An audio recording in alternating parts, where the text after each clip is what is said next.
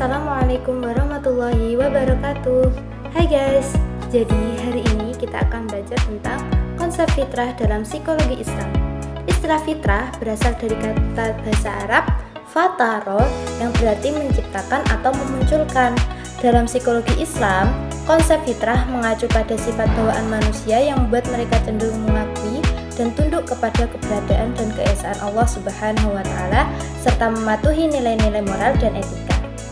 Ibnu Taimiyah, seorang ulama Islam terkemuka, berkata, fitrah adalah kondisi alami manusia yang sesuai dengan kondisi saat ia diciptakan. Fitrah adalah kecenderungan bawaan yang mengarahkan seseorang untuk mengakui Allah Subhanahu wa Ta'ala sebagai Tuhan dan penguasanya, dan untuk mematuhi nilai-nilai moral dan etika yang konsisten dengan perintah-perintah ilahinya. Sedangkan Imam Al-Ghazali, seorang ulama Islam lainnya, mengatakan bahwa fitrah berarti kemurnian asli manusia yang membuatnya cenderung mengenali Sang Pencipta dan memenuhi perintah-perintahnya. Fitrah adalah komponen pertama dalam psikologi Islam dan mengacu pada watak alam yang diberikan Tuhan kepada seseorang.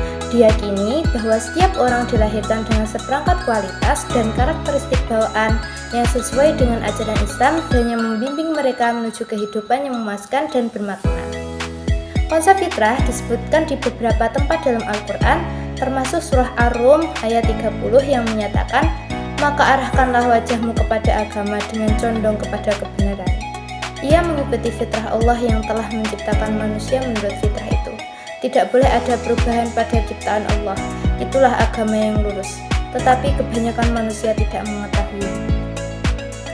Konsep fitrah berakar pada keyakinan bahwa Tuhan telah menciptakan semua orang dengan kecenderungan alami terhadap kebaikan dan kebenaran, dan bahwa kecenderungan ini dapat dipupuk dan dikembangkan melalui penerapan ajaran Islam.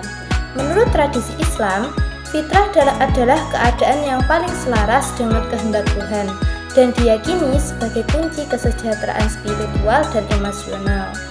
Dalam praktiknya, konsep fitrah sering digunakan sebagai cara untuk mendorong umat Islam agar berusaha hidup sesuai dengan watak alami mereka yang diberikan Tuhan dan untuk menumbuhkan sifat-sifat karakter positif seperti kebaikan, kasih sayang, dan kerendahan hati.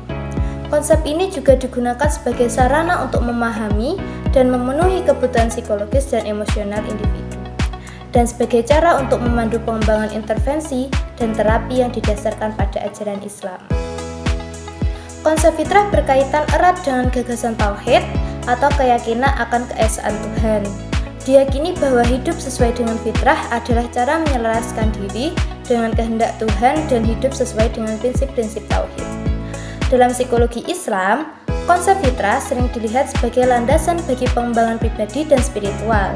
Diyakini bahwa dengan mengembangkan fitrah, seseorang dapat mengembangkan hubungan yang kuat dengan Tuhan, meningkatkan kesejahteraan mental dan emosionalnya, serta menjalani kehidupan yang lebih bermakna dan memuaskan. Konsep fitrah terkait erat dengan gagasan kehendak bebas dan keyakinan bahwa setiap orang memiliki kemampuan untuk memilih mengikuti jalan kebenaran dan hidup sesuai dengan ajaran Islam. Dipercayai bahwa dengan menjalankan kehendak bebas dan memilih mengikuti fitrah, seseorang dapat mengatasi kebiasaan dan perilaku negatif serta menumbuhkan sifat-sifat karakter positif. Nah, konsep fitrah sering digunakan dalam psikologi Islam sebagai cara untuk memahami dan memenuhi kebutuhan psikologis dan emosional individu.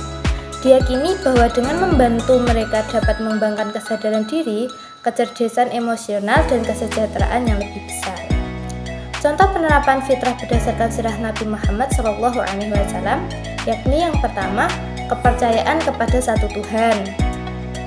Kehidupan Nabi Muhammad SAW berpusat pada kepercayaan kepada satu Tuhan yang merupakan prinsip dasar dari iman Islam. Ia secara konsisten mengajarkan pentingnya monoteisme dan penyembahan kepada Allah semata.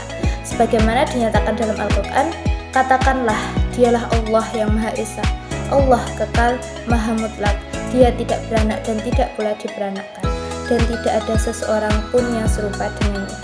Al-Quran surat ke-112 ayat 1-4.